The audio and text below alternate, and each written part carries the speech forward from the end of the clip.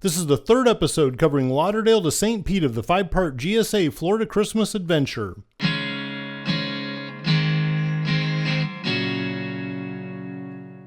Leaving the hotel in Fort Lauderdale, Florida. Another beautiful day. I got a little bit of beach time and one more dip in the ocean done before taking off. And I'm on my way to St. Petersburg right now. Having spent a couple days in Miami and a couple days in Lauderdale, I go back to the same conclusion as before, that I would much rather spend time in Lauderdale. It is always more fun and a fraction of the cost, it seems like. And it seems more down to earth, more friendly, not just the service staff, but the people that you see in the elevator or out at the pool or whatever. Everybody just seems more laid back. So I'm glad I did it. I tried something new with a fancy Fontainebleau hotel. I mean, it's nice, but honestly, I like this place a lot better. And it was less money, so hard to beat that. This was a bit of a test run in case I'm able to make it back here with the Ferrari one of these days. And I'd thought, yeah, I want to do the Miami Vice thing and cruise up and down Ocean Boulevard in the Ferrari if I do that. And that's why I was kind of staking out Fontainebleau to see what their parking situation was like and everything. I don't know. If I do that, I might be about as likely to stay in Lauderdale the whole time, take a drive up to Miami once, do my little drive down Ocean Boulevard, and then call it a day and get back to Lauderdale where I can enjoy it more. I don't know. I'll worry about it when it comes time. I am glad I took the motorcycle this trip though. Having kind of been debating between this and the Ferrari. It was tougher. Every trip I do lately has been getting harder and harder with the breathing. This time I came into the trip lean, weighed the least I have in a long time. I was trying to watch what I ate, exercise, and I was still a mess. Just trying to carry bags for the hotels that didn't have the little baggage carts was miserable.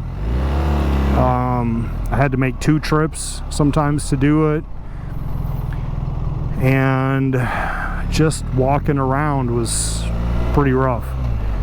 So, you know, the motorcycle does have that disadvantage of not having a little roller suitcase. You have to carry everything, and it's not that I can fit a hell of a lot on this bike, but what I do have on it, you know, having to carry it back and forth versus just roll it behind me is a lot tougher. On Barron's last ride, where I had the roller bag up on top, that actually was easier. But still, it's just, when you get to the point where it's hard just to walk around the hotel or walk up and down the sidewalk and the little stuff, that just makes it overall pretty tough. And so I don't know how many more of these trips I have in me. This one being in December, at least it's fairly cool too, but when you start adding the heat like I had in August on top of the not being able to breathe, it makes it fucking miserable. But bitch, moan, whine, complain, all that aside, I'm glad I'm able to do this trip, and in case there's not another one, I kind of have to treat every one of these little vacations like it could be the last one, because one of these times it will be. And that's why I feel like it's best to do the motorcycle trips while I can, because at some point I am going to have to be limited to just car trips, and then no trips at all at some point. That's just the reality. Getting into Lauderdale Friday night, guest of the day, whatever that means, but I got a free check-in, I got a free upgrade, or sorry, free early check-in, free upgrade to Ocean View. So this is the resort courtyard. There's the pool you can kind of see over there, and there's the beautiful blue ocean. Kind of wanted to go out do something. Feel bad just sitting in this hotel and not getting out and enjoying the city. But I was shot, and I knew that even just walking around a little bit was going to be rough, so I thought I'd get my rest. Barely ate that day, and then Saturday, watching the sunrise across Fort Lauderdale Beach. This is where I started life 52 years ago. Never thought I'd see a 52nd birthday, and based on how bad the breathing's been this trip, I'm not too hopeful about 53, but I'm still here today and enjoying a motorcycle ride through South Florida. So, time to get up and go make the best day of it. Not that I'm entitled or deserve anything special for my birthday, it's just another day, but still, it would have been nice to go celebrate, have a nice dinner and that. But the breathing was so bad, I had a reasonable breakfast, and then after that, I skipped lunch. I basically had, an appetizer, some fried shrimp in the afternoon, and then I had half of that small cup of ice cream for dinner, basically to keep the calories way down, as a desperate effort just to try to be able to breathe and enjoy today a little bit more than yesterday. And I still needed a nap in the afternoon, and hell, I was in bed by 8 o'clock, and nice little birthday surprise, Star Wars was on, so I got to watch the last little bit of that. But I was out by 8 o'clock, lights off, I think. And even me 5 to 10 years ago would have said, what a lame way to spend your vacation in Lauderdale. But when you don't drink, places like the Elbow Room and all the bars, and going down to Los Olas Bar District and all that, in the old days those were a lot of fun. But at this point, I'd rather get up early and hit the gym and have a decent breakfast, enjoy the sunrise, and jump in the ocean, just soak in the scenery a little bit, relax. I'd like to say it's part of me maturing, but it's not like I voluntarily said I'm going to grow up. It's more of a, hey, you want to breathe? This is how you're going to have to live, like totally disciplined robot. So I made the choice, and we'll live like a robot, because oxygen's important to me. And it's not like I just sat in the hotel room the whole time. I did get out, went down to the Elbow Room, watched the band play for a while. No Butterbean, had kind of a rockin' band playing, more 80s metal. Got handed some gummy bears by some girls that were doing promo stuff, and looked at them and thought, I have to ask before I touch any of these if there's drugs in them. And they said no drugs, just gummy bears. These days you never know. I suppose it's good I lived as wild as I did in my youth, so that at this point it's easier to accept not going out, sitting at the bars all night, because I've done that. Probably thrown up more alcohol than most people have drank in their life, and that's probably pretty accurate, actually. Sad as it is, but makes it easier to accept where I am now. Hi, they can't just send me a ticket or something, or like a bill in the mail, can they? Oh, my car's registered in Texas. Okay, great. Okay, thank you.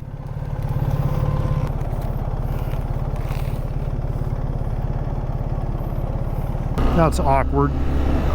I can't hear for shit with these earplugs in, but I think what he said is to go through the SunPass one next time, and then they'll just send me a bill, which is what I'd prefer to do.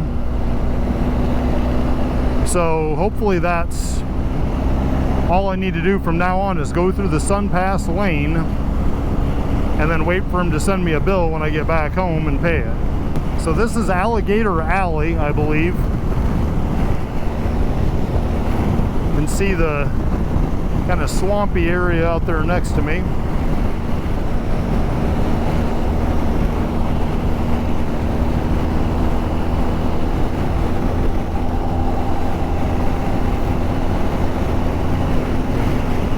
guess the only reason people would pay each time like that is because it's cheaper than doing where they send you the bill. I don't know. On a bike, it's a total pain in the dick trying to get cash out of a bag and everything, so I think I'll just blow through the SunPass lane and hopefully they send me a bill and all is good. Another GS blew by me at about 110 a while back, which is rather embarrassing. Lost him, so, and I definitely didn't make any catch-up time in that toll plaza. But if he's up there probing for law enforcement, hopefully I can keep up a good clip back here and make it to St. Pete in good time. Coming into St. Petersburg, Florida, going over the, I'm going over Tampa Bay, I guess. Big old bridge ahead there. I guess that must be a fishing pier, I guess, over there. And this all here must be St. Petersburg. Guy in the Corvette must have already got busted for DWI or no license. That's why he's not speeding over this. He's just driving a bit too cautious for a Florida man in a Corvette. And that was a Z06 too. Well, that's kind of a cool view coming down the chute here. This bridge kind of reminds me of the Dames Point Bridge in Jacksonville, where some degenerates used to go take their fast bikes or cars and go top them out over that bridge. Obviously give it all you got going uphill, and then add the fact that you've got gravity on your side coming down. The cops can't jump over this way, so as long as you're seeing things in your own lane, you're good. I would have never done that, but I did hear about people that did. Get to the hotel, change, clean up from the road grime, and get hold of the burp master and see what he wants to do for the day. It's definitely going to be the last easy day for ride. This was just, I don't know, 3.5 hours or so over here. After this, it'll be some long days trying to, well, depends on how fast I want to get back home. Would be nice to get back New Year's Eve and maybe take the Ferrari up to Austin for the night or something, but got a feeling I'll be a little bit worn out by the time I get home anyway, and if I don't get home till New Year's or whatever, that's fine too. It's the beauty about not having a schedule to adhere to. Man, what a beautiful day. I'm not staying at St. Petersburg Beach this time, which would be off this way. That's where Barron and I had stayed a couple years ago when we went to St. Pete. Postcards Inn, something like that. This time we'll be staying right in St. Petersburg downtown. I figured that'd be closer to where the burp master lives, so less fuckery trying to find him and place to meet and everything. Normally I will always take a beach stay, but I've had plenty of beach this week, so I'm not too worried about that. And like I said, this is more for convenience today. Okay, so that's where you go up to St. Pete Beach.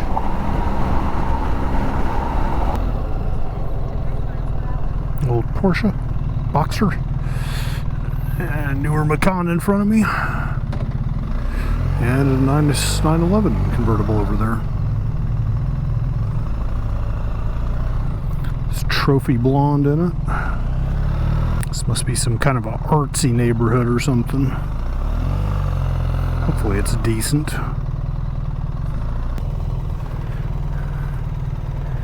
Okay.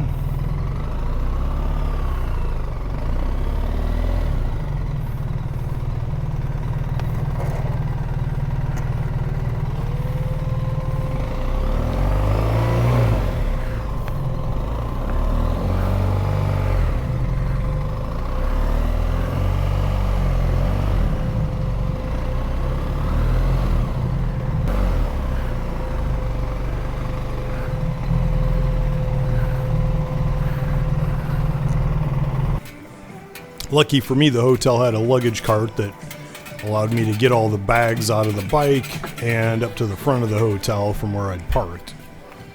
If you haven't done so, please click the link below to subscribe, click the bell for notifications, and let's live for today.